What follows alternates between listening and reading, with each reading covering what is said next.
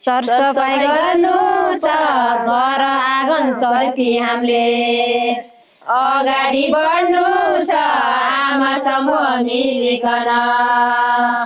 समूहको लागि भनेर एउटा वार्षिक योजना बनाएका छौँ। प्रत्येक महिनामा हामीले कुन विषयमा छलफल गर्ने भनेर विषय छुट्याएर राखेका छौँ। प्रत्येक महिनामा त्यही अनुसार छलफल गर्छौँ। हामीले पहिला रेड क्रसबाट म्याडमहरू आउनुभयो र हामीलाई त्यो कार्ययोजना बनाउनको लागि सहयोग गर्नुभयो। आमा समूहभित्र हामीले मासिक बचत गर्छौँ। हामीले बचत गरेको पैसा आफ्नो आवश्यकता अनुसार आफ्नो समस्या अनुसार लगानी पनि गर्छौँ र त्यसमा महिनाको प्रत्येक मिटिङमा हामीले स्वास्थ्य संस्थाबाट पनि कर्मचारीहरू आउनुहुन्छ। स्वास्थ्य सम्बन्धी नै छलफल गराउनुहुन्छ। कहिले पानी शुद्धिकरण गरेर खाने सम्बन्धी, कहिले परिवार नियोजन सम्बन्धी, कहिले विपदहरूको बारेमा छलफल गर्नुहुन्छ र हामीले पनि त्यही अनुसार छलफल गर्छौँ। स्वास्थ्य स्वयंसेविकाहरूले पनि त्यही अनुसार छलफल गराउनुहुन्छ। रेड क्रसबाट अब आकस्मिक कोषको लागि भनेर 5,000 दिनुभएको छ। लेखाजोखा गर्नको लागि पनि फाइलहरू दिनुभएको छ, त्यसमा रेकर्ड राख्छौँ। हामीले बस्नको लागि चट्टाइहरूको व्यवस्था गरिदिनु भएको छ रेड क्रसबाट।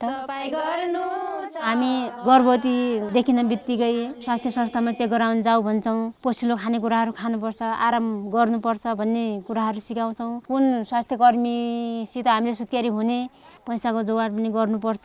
रगत दिने मान्छे पनि कम्तीमा 3 जना छानेर राख्नु भन्छौँ। यातायातका साधनहरू जस्तै गाडी छ भने गाडीको नम्बरहरू राख्नु भन्छौँ। स्ट्रेचरहरू तयार गरेर राख्नु भन्छौँ।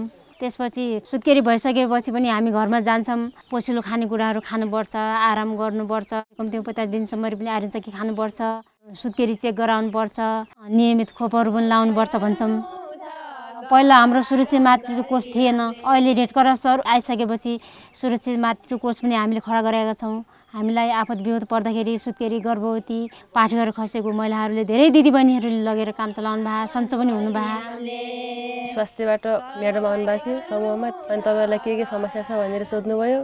अनि पाठेघर सम्बन्धी समस्या छ भने मैले त्यसपछि रेड क्रसले दिएको आकस्मिक कोषको पैसा लगेर म जिल्ला अस्पतालमा गएर चेक गरेँ। अनि पाठेघर खसेको समस्या देखायो।